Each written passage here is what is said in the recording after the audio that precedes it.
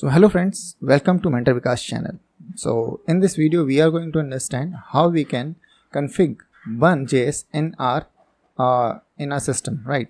So to do this we have to use a command, right? So the command is curl ffs http and this one, right? You can just copy this and go to your terminal and paste, right?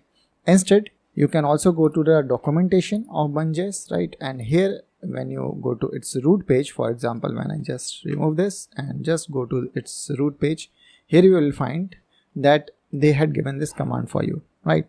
So if you are using a Mac, you can use this. If you are using Linux, you can use this. Just to install this, you just have to copy this, okay, right? And you just have to use this command, right?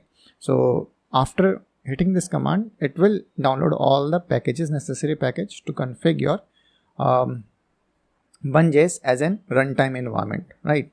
So now before this, if you are trying to use that bun commands, right, which they had mentioned in their documentation, as if you go to their documentation part, here you will see they have a lot of different commands started with bun, right?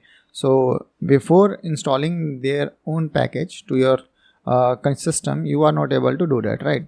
So now to confirm this, that you had successfully installed their bun, you just have to use like bun version, and now we have that bun version, right?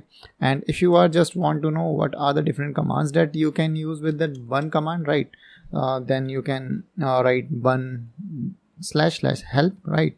And this will give you all the commands that Bunjs supports, okay?